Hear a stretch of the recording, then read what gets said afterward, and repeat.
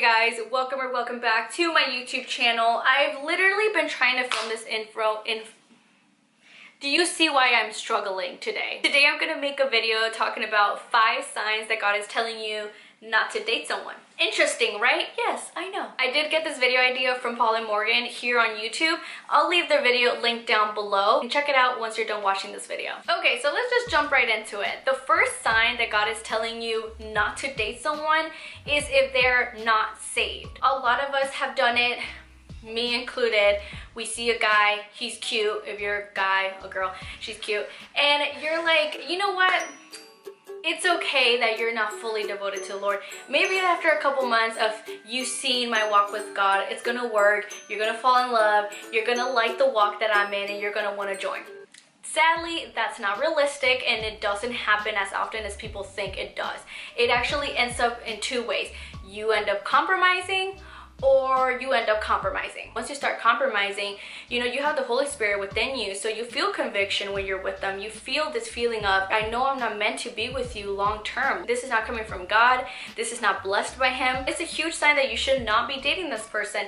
They don't have the same beliefs as you. Your conversations, your goals, the things that you stand for are going to be completely opposite. Trust me. My biggest point with the first one is that God's not going to send you someone that's not prepared. The Lord is not going to send you someone that's unprepared. He's not going to send you someone that's unequally yoked, and He's not going to send you someone that's going to draw you away from Him. The second sign that God's telling you you should not date this person is they idolize you. I know so many of us have dealt with this when either a guy or a girl is legitimately obsessed with you. Like, their happiness depends on you. If you don't text them back, if you don't call, if you're not there for them at any single hour of the day that they call you. It's super overwhelming when someone is idolizing you. And in the beginning, it doesn't seem like it's idolizing because it's things like they're not feeling good and they want to be on the phone all night. And there you are on the phone, trying to make them feel better, do this or that. You're babying them. Women, we are so big on nurturing people and we just feel like it's our responsibility to do so, but there's a fine line to carrying each other's burden and being someone's legit God. When this person is relying on you for their happiness, that is idolizing, okay? Because they're not surrendering whatever is going on to the Lord, they're surrendering it to you. And that's an issue because people change, okay? You're not always gonna be happy. You're not always gonna feel like in the mood to deal with that person's issues. You're not always gonna feel like you're in the mood to make them happy and do everything that they wanna do. Only God can handle those type of things. And that shows you that God does not want you to date this person because A, he or she is not surrendering to Him fully, and B, you're gonna start taking the role that's God's role, and God does not want you to become their God. With love, find them a male or a female mentor and say bye.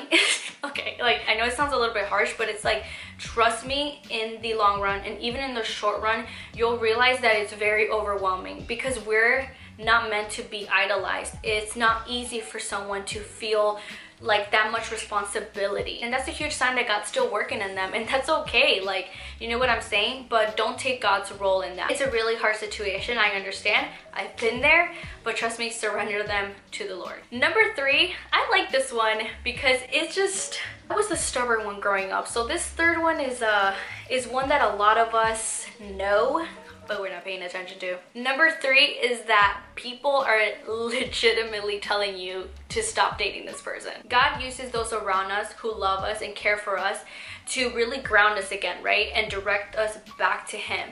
And I remember when I was in this relationship with the guy, I was starting to ignore the red flags, and my sister actually sat down with me one day and she told me, Jessica, I know the type of man that you want.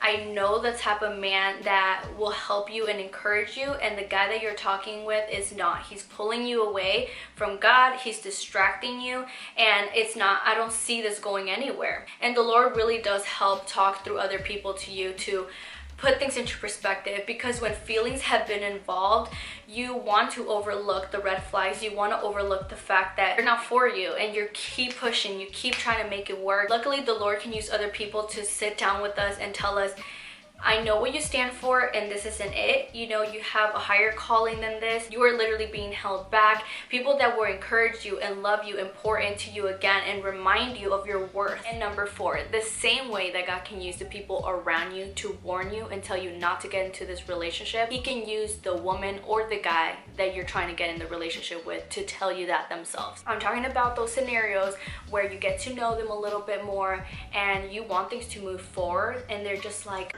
I'm just not sure if I want to be in a relationship right now.